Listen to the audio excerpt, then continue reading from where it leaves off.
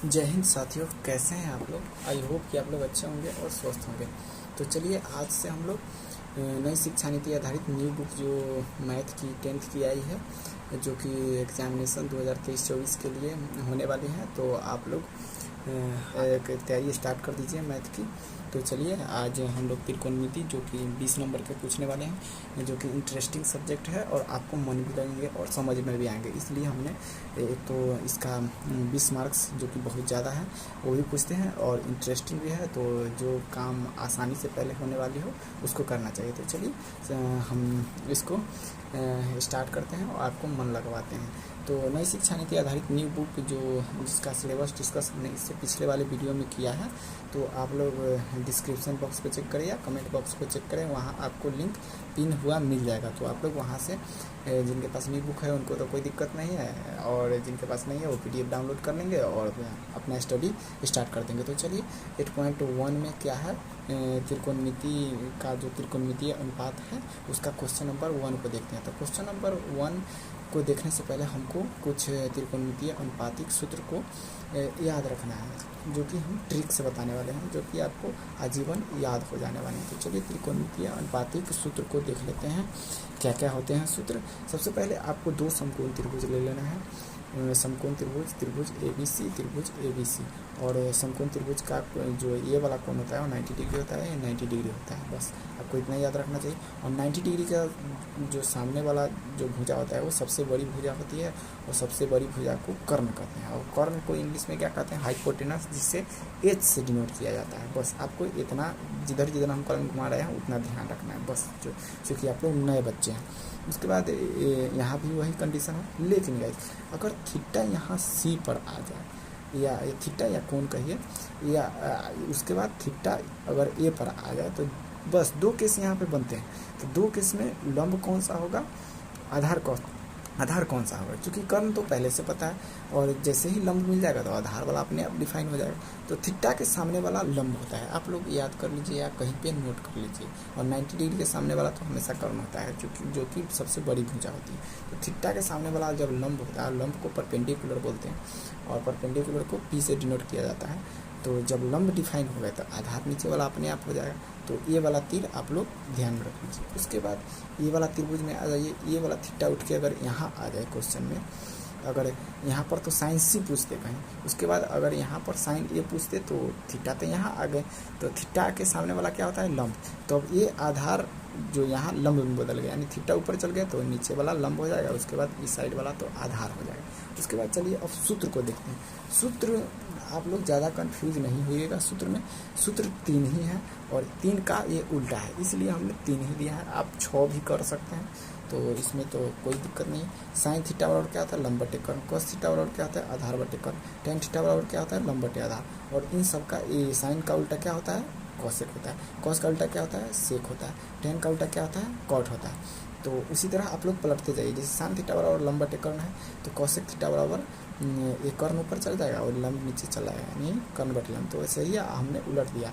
तो चलिए sine theta बराबर लंब बटे कर्ण को आप लोग कैसे याद रख सकते हैं। तो चलिए इसका भी हम ट्रिक बनाया है, sine theta, cos theta, tan theta. जब ये तीनों याद हो जाएंगे तो अपोजिट वाले अपने आप याद हो जाएंगे। तो लर कर अपनी कमीज ले आ, तो सभी में आप लोग को पहला वाला पकड़ना है, पहला वाला अक्षर पकड़ना है, बाकी बात को छोड़ देना। ल से लंब, क से कर्ण, अ से आधार, क से कर्ण, ल से लंब, अ से आधार, बस।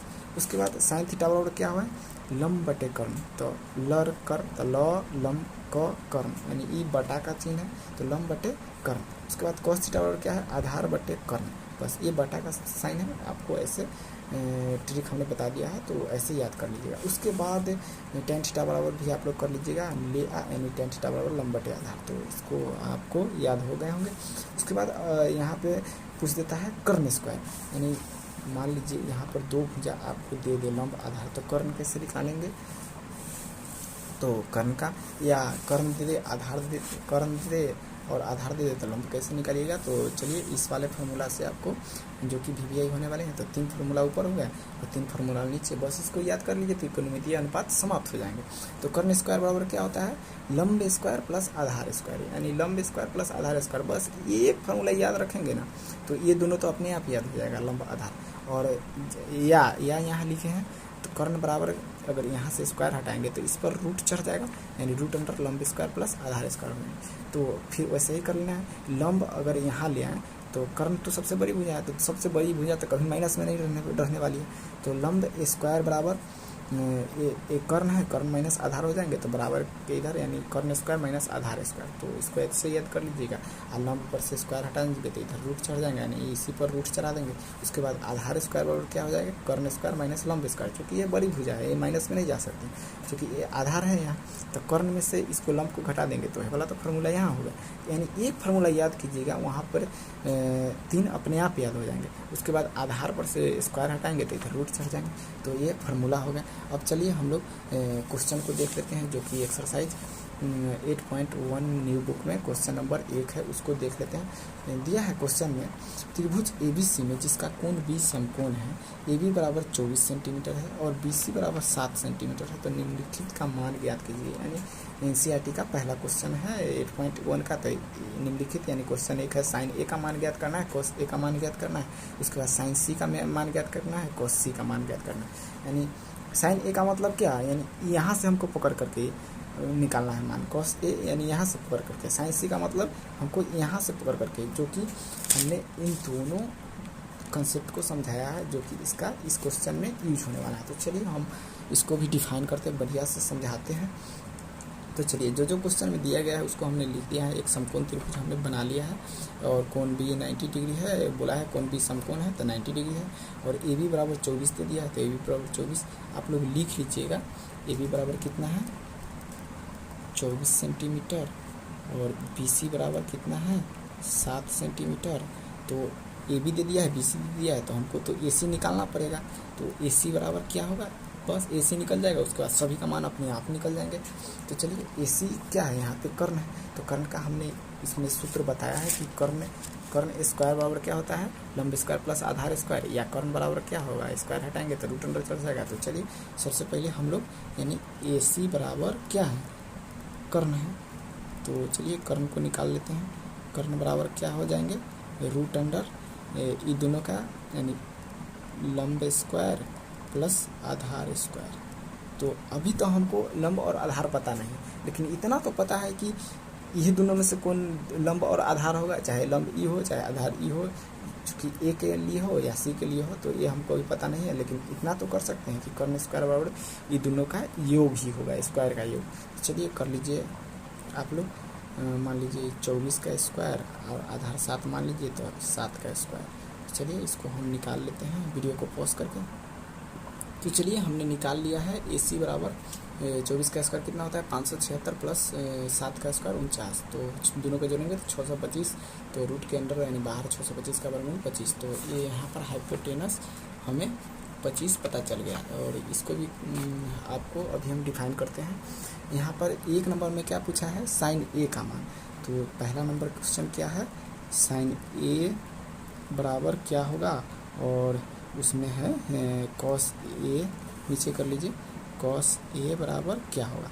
तो चलिए अब हमको सब कुछ भूल जाना है, हमको फिगर देखना है और हल करते जाना है। बस फिगर बन गए और लंब आधार कर्ण पता हो गए, बस आपका क्वेश्चन समाप्त है। तो साइन A, तो साइन A पूछा है ना, तो A को पकड़िए। जब A यहाँ रहता है थीटा, यानी थीटा जब A होगा तो थीटा के सामने वाला क्या होता है, लंब होता है। थीटा के सामने वाला जब A लंब होगा साइन A वाला केस में, तो आधार तो ये अपने आप हो जाएगा। तो साइन थीटा बराबर क्या होता है, लड़कर, यानी लंब बटे कर्ण, यानी लंब बटे कर्ण। तो ये तो लंब है, ये तो लंब है और ये कर्ण है साइन A वाला केस के लिए।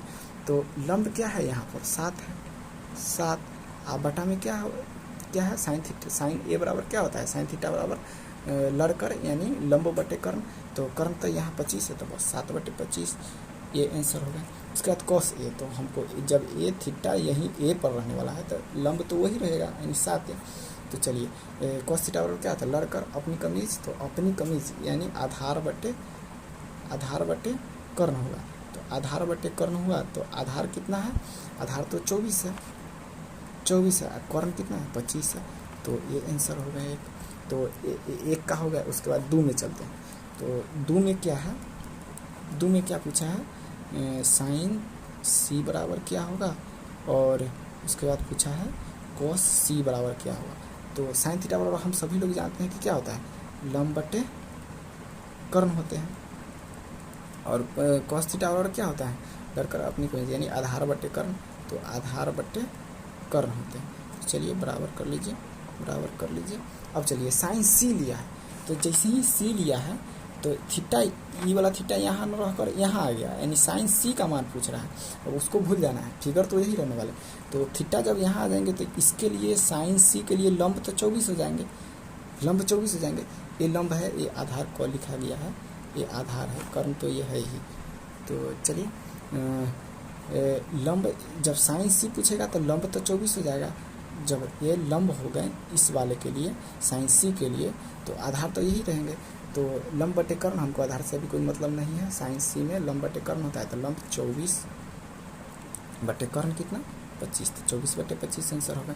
उसके बाद कॉस सी, तो जब कॉस सी पूछा है तो सी पर ही रहेंगे।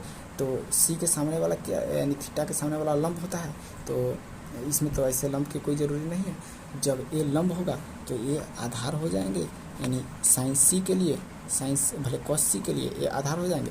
और कॉस थीटा और क्या होता है, आधार बटे कर्ण, तो आधार कितना है यहाँ पे 7 है और कर्ण कितना है 25। तो गाइस ऐसे करना है। तो वीडियो अच्छी लगी है तो वीडियो को लाइक करें, शेयर करें और चैनल को सब्सक्राइब करना तो बिल्कुल भी ना भूलें। मिलते हैं नेक्स्ट क्वेश्चन की ओर।